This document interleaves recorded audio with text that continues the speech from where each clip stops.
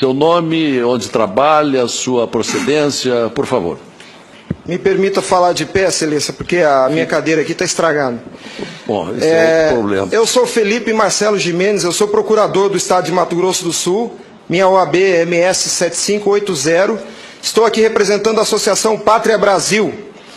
E não é propriamente uma pergunta, Excelência, eu quero usar uma expressão lá da tua terra. Nós somos advogados, o senhor é advogado, eu sou advogado, e quando esses cientistas falam da tecnologia da informação, nós ficamos mais perdidos que Cusco em procissão. Essa é uma frase muito dita lá. Pois é. Acontece que o nosso povo vem sendo enganado por essa máquina, essa arapuca, porque sempre que olhamos para o problema, tentamos enxergá-lo através da tecnologia. E, na verdade, Excelência, nós temos que olhar para essa máquina com a luz da lei. Antes da ferramenta, deve prevalecer a ordem jurídica. A ferramenta deve servir à ordem jurídica e não o inverso, Excelência. Nós estamos vivendo uma inversão, onde a ordem jurídica é posta de joelhos diante da ferramenta. Por falar em colocar de joelhos, a conduta do ministro Gilmar Mendes em protelar por 2 anos o cumprimento dessa lei deu motivo ao impeachment, ao pedido de impeachment. E eu vou mais além.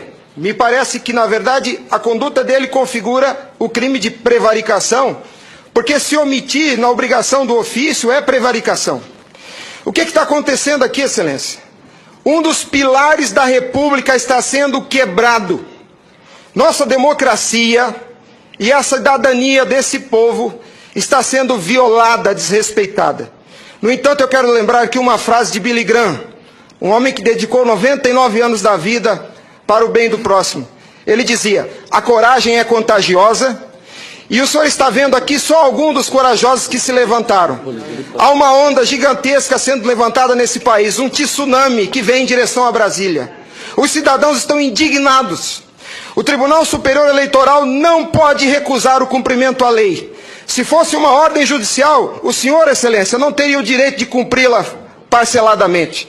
É uma lei, não tem vício de forma, nem de iniciativa, nem de conteúdo.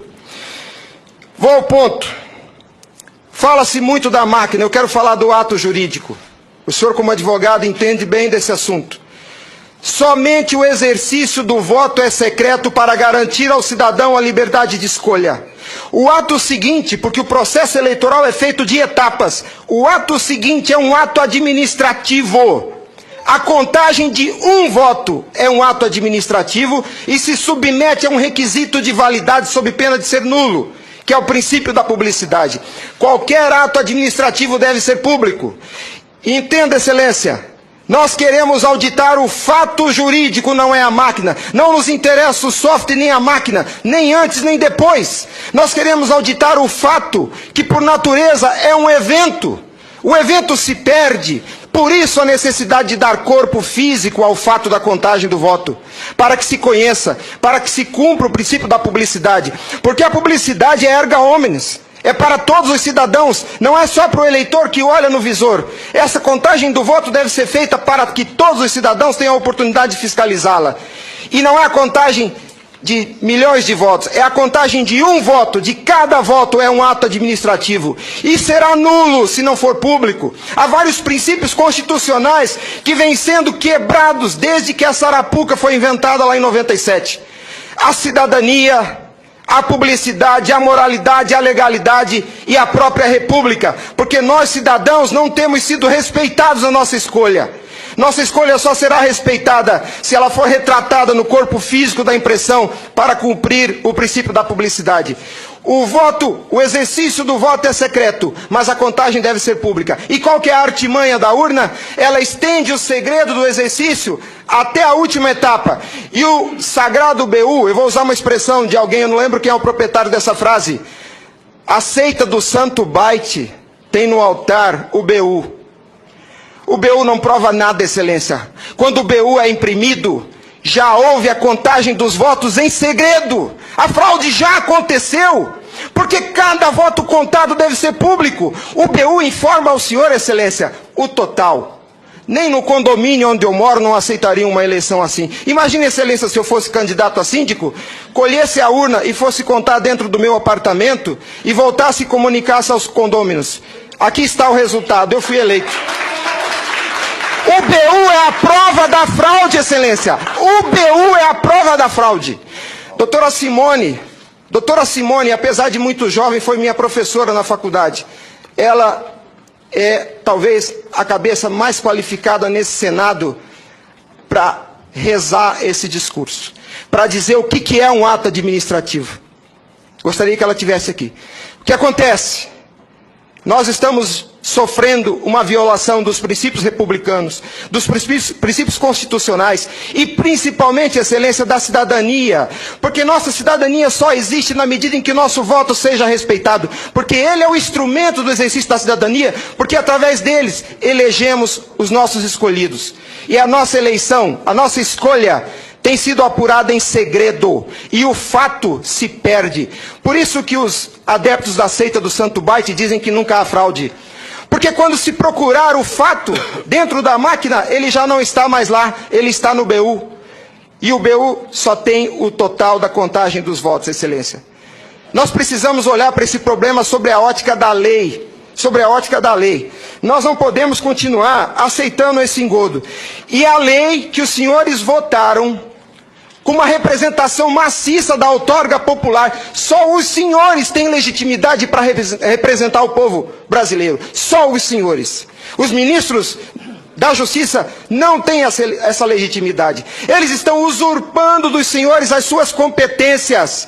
Eles estão colocando esse Congresso Nacional de joelhos, porque estão se recusando a cumprir a lei. Eles estão, Excelência, eles estão cometendo abuso de autoridade. Abuso.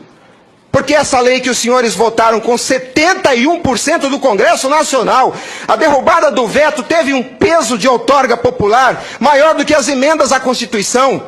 71% do Congresso Nacional disse, em nome do povo, será impresso o voto. E a lei, Excelência, não tem discricionariedade. A lei não permite fracionamento. Fracionar o cumprimento da lei é um abuso, é uma violação, é uma teratologia.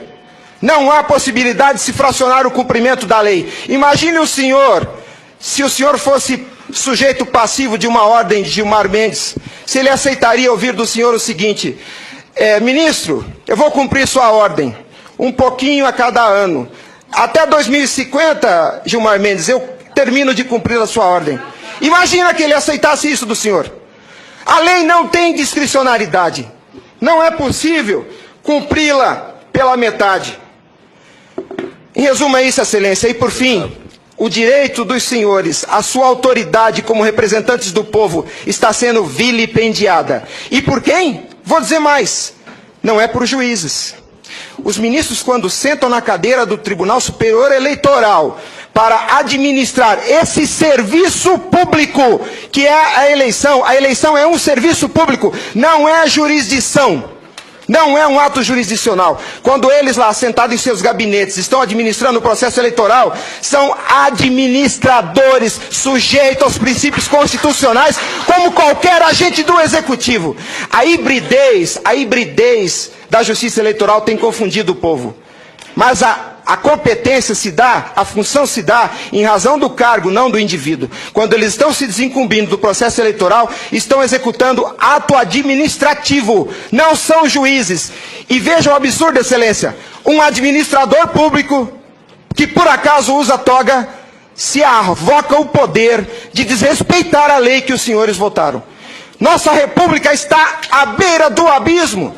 Se os senhores não se colocarem em pé e defenderem a sua legitimidade da outorga e aceitarem esse abuso de autoridade, acabou a república, Excelência. Acabou a cidadania. Então nós somos escravos. Nós seremos escravos se a nossa escolha e a lei que os senhores votaram não for respeitada. Obrigado.